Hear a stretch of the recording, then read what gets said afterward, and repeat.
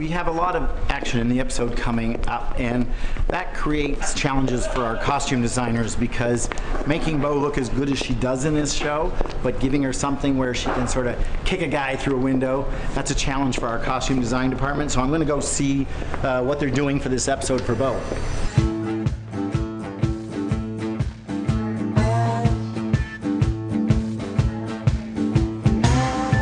Episode, I get the script, then I have about 6 days to get the whole show up and running, designed and made, and it would not be possible if I didn't have an absolutely amazing team. And Dixon, who has been our wardrobe designer for these past 2 seasons, has been incredible, and she puts together a look that then becomes who these characters are. And you know, our whole look has gotten a great response from fans. You know, they love the wardrobe, they love the hair, makeup, and as an actor, you need those elements. That's really what defines you as a character in that role versus, you know, the actor who walked into the room. So Anne has been incredible at coming up with really amazing looks, and it's really worked well on our show. As you know, Jay, like, we've done this in the past for Bo. Which, yeah, that works really well with sword fights and stuff, right? Yeah, because of the silk velvet, it flows, it gives it more momentum. It's Bo is sensuous, and it still gives her some fighting spirit to it. But for this episode, because it's so huge, the battles, and it's really a big arc in the storyline as well, we're going to give her even more of a gumption, even more of a fighting spirit. So we're going to keep the jackets a bit long just to get it flowing a little bit, but we're putting her in leather this time. So we're going to give it a little bit of the purple, a bit of blood feel to it.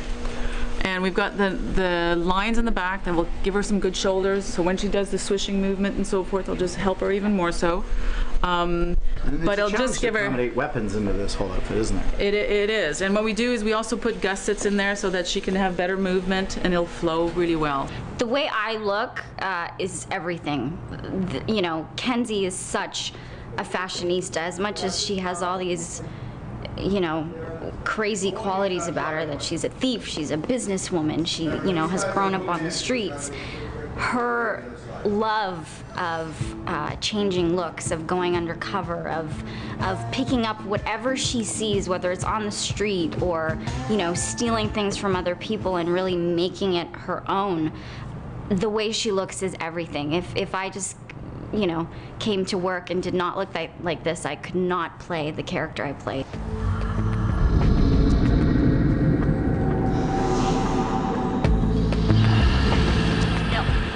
Every department in this show has challenges. Wardrobe has the challenge of creating a look that doesn't exist. Wardrobe can't just flip through the current fashion designs and say, oh, here's an outfit, let's buy it. They have to create it. Like, for instance, this vest I'm wearing right now is a handmade leather vest that they whipped up, and they make multiples for our stunt doubles as well. This is what we've usually done. Yeah, we got to right? keep him the hunky guy. Absolutely. And we've been designing and making these leather vests, which is kind of like a medieval armor in a way, but very contemporary. And it's been his classic look, the vest, right? Absolutely. It's a signature that you designed for Dyson a long time ago, right? Yeah. Yeah. If we don't make the costumes themselves, we will alter it, because we don't want anything that's exactly the same as what you see out in the street. So we usually add a little something, we deconstruct it or reconstruct it completely sometimes, all depending. Come on, Dyson, what exactly did she tell you? She told me that the clash between the wolf and the eagle has been foretold. You know, when you're able to create a look for a character, it just gives you, it's all about these little steps that help you really invest in your character and live in the skin.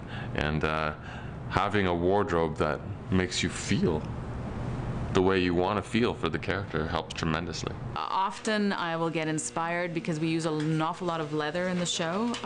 It just gives you that texture, that sheen, but there's a richness to it. I go to the leather store and there'll be some skins that totally I think, oh my God, I have to use this. How I'll use it, I don't know, but I figure a way out. For the final scene of 220 with Lachlan, we've got this great skin here that's an ostrich skin, and we're going to make a vest out of him. So it'll be the cut that is very contemporary, but it's going to give him a bit of a battle feel and more of an armor as We have well. tradition to his character, right? That Totally. we're trying to reflect in it. Okay. Absolutely. So the cut will be the same, but we're using the skin just to give him more of a battle feel and more of an armor. Guys, hold the word for rehearsals up. Action! And in Anne's case, she has to dress people in one episode for 4 or 5 days. So every outfit has to change. And when we have a stunt guy, we have to be prepared to rip the clothes to get them all bloody. So she has to have 4 or 5 versions so that we can attack somebody, rip their clothes, get blood on it, and then 10 minutes later, make them look like that never happened. So she has to redress them all over again. So it's a big challenge for costumes.